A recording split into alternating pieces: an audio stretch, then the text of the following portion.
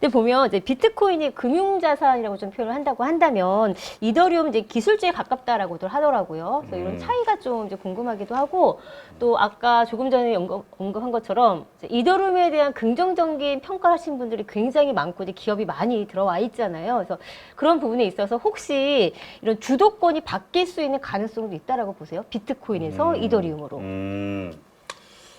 일단은 비트코인이 가지고 있는 지위는 굉장히 좀 그 독보적입니다. 그래서 비트코인은 단순하게 기술적으로 희소한 것이 뿐만 아니라 네.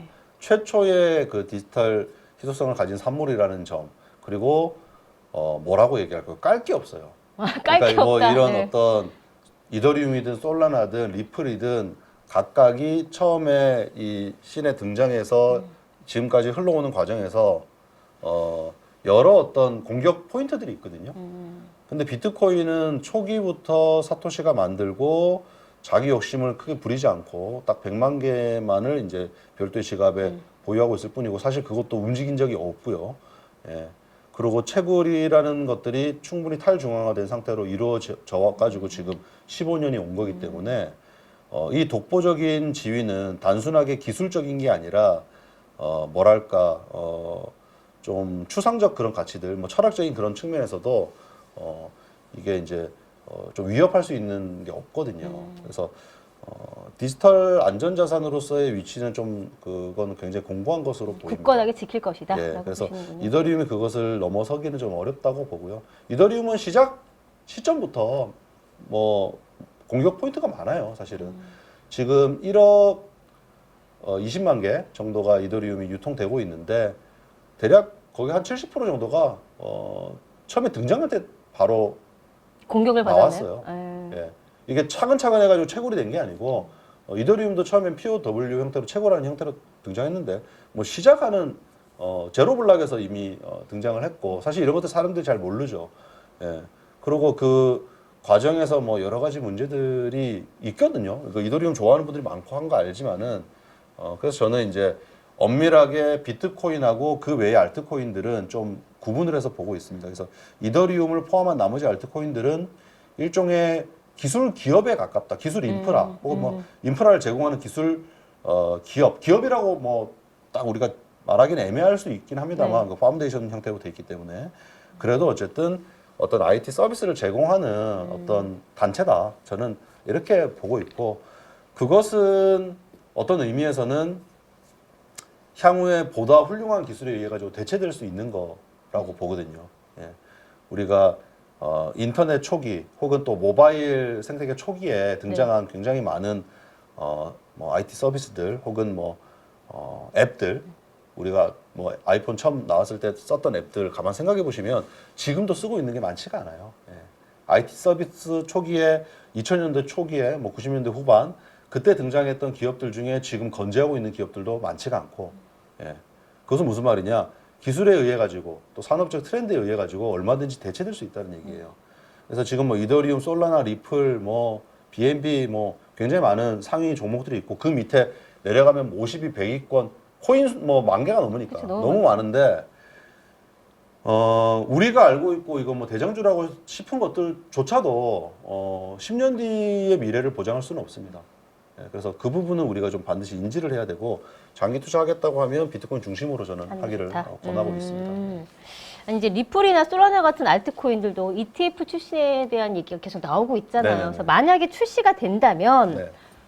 이런 알트코인도 장기 투자로 좀 접근하면 어떨까라고 여쭤보려고 했는데 장기 투자는 또 비트코인으로 하라고 해요. 예, 네. 장기 투자는 비트코인 중심이어야지 흔들릴 일이 없다고 저는 봐요. 네. 물론 우리가 어떤 기술 기업을 장기 투자해가지고 대박이 나는 경우가 있죠. 예를 들자면 닷컴 버블로 인해 가지고 닷컴 버블이 터지고 나서 살아남은 일부 기업들, 대표적인 게 아마존 같은 기업입니다. 네. 그리고 그때 있었던 구글, 뭐 페이팔 이런데 초기 투자한 사람들은 돈 엄청나게 많이 벌었죠. 예. 그 상장된 이후에도 뭐 아마존 같은 경우는 한 10,000배 이상 올랐어요. 근데 그거를 그때 있었던 굉장히 많은 IT 기업 중에 내가 아마존을 기가 막히게 골라가지고 로또 같은 수십 년을 장투, 20년 이상을 로또죠. 장투한다라는 게 쉽지 않죠. 이게 안 되잖아요, 현실적으로. 굉장히 낮은 확률이거든요. 그러니까 우리가 어떤 기대값, 투자에 대한 기대값이라는 거는 상승률도 있지만은 거기에 확률도 우리가 감안을 해야 되거든요. 그런 측면에서는 비트코인은 굉장히 높은 확률을 가지고 있는 자산이고, 상대적으로 주요 알트코인들 같은 경우는 그거보다는 확률이 제가 볼 때는 좀 많이 낮다. 물론 상승률로는 비트코인보다 더 높은 어떤 알트코인들이 있을 거예요. 네. 예, 그러나 우리가 그것을 장기 보유한다라는 게 좀 그게 위험 쉽지가 않을 것이다. 사실 알트코인은 뭐 여전히 좀 변동성이 크다 보니까 네. 그런 위험 자산으로 조금 인지를 할 필요는 있겠다라는 생각은 들고요. 자, 그럼 이번엔 좀 스테이블 코인 얘기를 해보도록 하겠습니다. 워낙에 스테이블 코인이 열광이었어요. 네, 네. 그러다 보니까 이게 지금 변동성이 좀 작다면서요. 그래서 이 스테이블 코인 변동성이 네. 거의 없죠. 예, 그러다 네. 보니까 그런 장점들 때문에 이제 뭐 가상화폐 현금이라고 또 불린다라고는 하는데 이 스테이블 코인이 이제 미국 재무부 장관이 이제 국채의 새로운 수요처가 될 거라고까지 또 네네. 언급을 했습니다. 왜 이렇게 다들 스테이블 코인에 열광을 하는지 좀 차이를 좀 알려주세요. 스테이블 장점이 코인은 있는지. 2014년도 테더사에서 처음 만들었어요. 네. 예. 이더리움보다도 더 오래됐습니다. 이더리움 2015년도에 나왔으니까요. 예. 스테이블 코인이 처음 나온 목표는 뚜렷했습니다. 크립토 투 크립토 거래소에서 어떤 자산을 가지고 있어도 변동성이 크다 보니까 부담스럽다는 거예요. 그 문제를 해결하기 위해서 코인 형태로 되어 있지만은 달러처럼 변동성이 달러에 패그되어 있는. 왜냐하면 사람들이 생활이 달러 기반이니까 대부분. 달러 아니더라도 이제 뭐 그런 전통적인 자산 기반이니까 우리 같은 경우는 뭐 원화 기반이고. 그러니까 이제 달러로 그걸 만든 거예요. 그 문제를 해결하기 위해서 나온 겁니다. 변동성 문제를. 근데 이제 최근에 트럼프 정부 들어서고 나서 이것에 대해서 좀 다른 관점으로 보게 된 겁니다. 아, 얘네들이 스테이블 코인의 그 스테이블함을 유지하기 위해서 신뢰를 시장에 주기 위해서 그만큼의 달러 자산을 가지고 있는데 이것을 강제를 하게 된다면 잘 관리 감독해가지고 그러면 이게 굉장히 이 시장이 커지면서 미국 국채에 굉장히 큰 수요자가 되겠구나라는 거를 이제 생각을 하게 된 거죠. 실제로 지금 테더사가 발행하고 있는 USDT 네. 그리고 USDC 이 두 개 합치면 거의 뭐 90%가 넘거든요. 이게 어지간한 국가들이 보유하고 있는 미국 국채 보유량보다 많은 상태가 됐어요, 벌써. 그리고 이게 굉장히 빠른 속도로 지금 커지고 있습니다. 그래서 이 시장을 크립토 시장을 키우면은 항상 미국은 국채 발행의 수요처에 대한 고민을 하는데 그 문제가 해결된다. 이 크립토 시장이 커지면은 전통적인 어떤 미국 그 재무부에서 하고 있는 고민인 달러 수요처 문제. 사실 이거를 이제 일본이라든지 중국 정부가 제일 많이 사줬었어요. 네.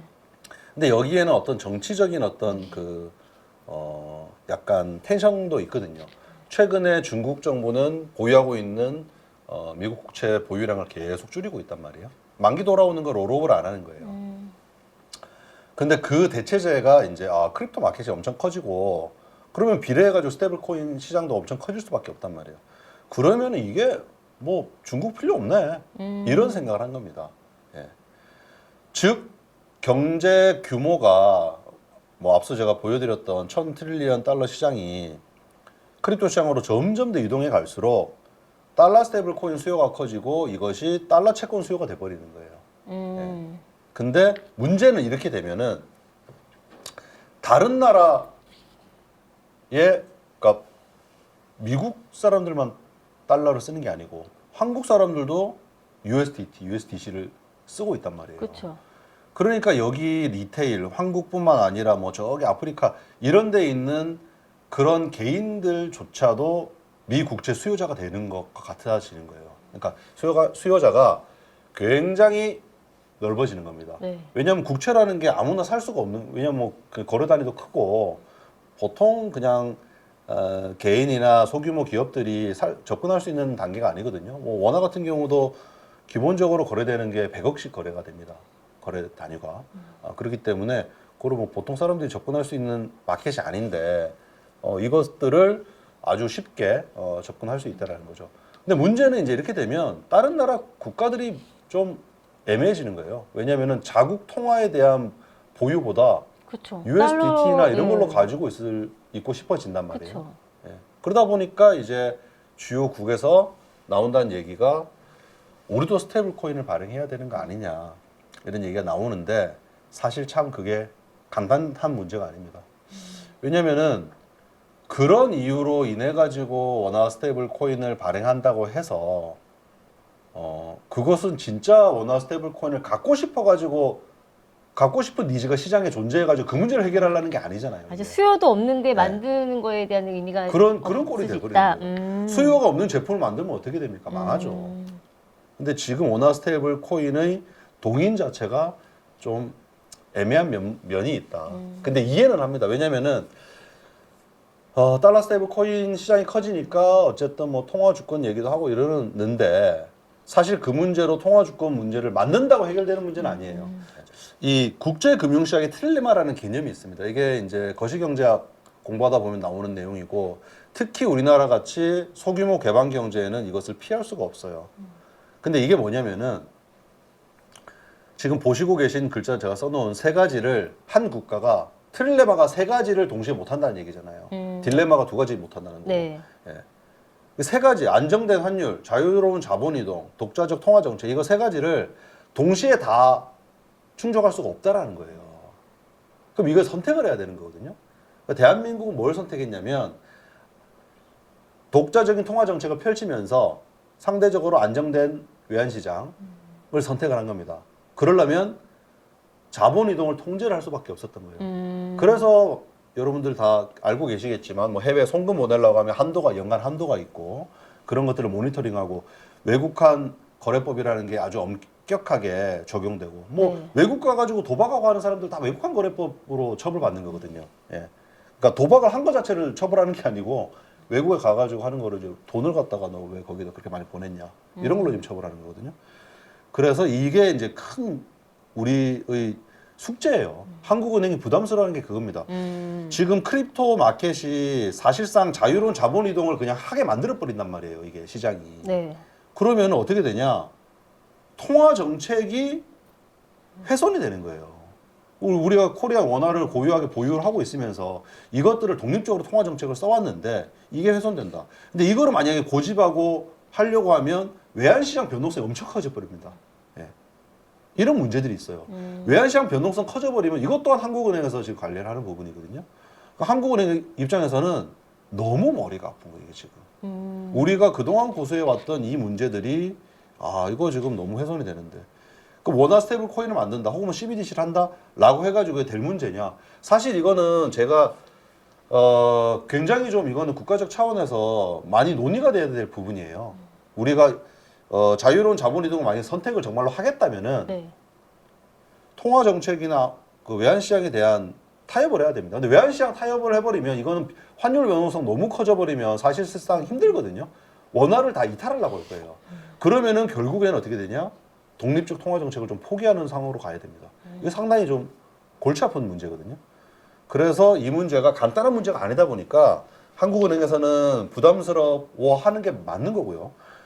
그러면 정말 지금 최근에 뭐 학자들 얘기하는 거 뭐 연구원 이런 분들 얘기하는 거 보면 달러 스테이블 코인 보유도 통제해야 되는 거 아니냐 이 소리까지 하는 분이 뭐 강화해야 된다라는 이런 얘기를 소리까지 하는 하던데. 거예요. 예, 지금 그러면 이게 이게 간단한 문제는 아닙니다. 그래서 이거는 우리가 좀 많이 고민을 해야 되고 지금 뭐 관련해 가지고 뭐 학계에 있는 분들이나 관에서 하는 분들이나 뭐 저같이 마켓에 있는 사람들이 네. 여러 사람들이 같이 얘기를 하는데 간단한 문제는 아니다. 그리고 원화 스테이블 코인이 단순히 비즈니스 문제로 접근할 문제도 아니다 이거는. 그런 생각을 하고 있습니다. 저는 좀 진지하게 보고 있어요. 이게 저는. 왜 원화 스테이블 코인을 만들면 되지 않냐라는 얘기로만 전 접근을 해봤는데 그게 얘기를 듣고 보니까 이거 굉장한 거대 담론이고. 그러네요. 예. 그렇죠. 예, 그렇습니다 지금.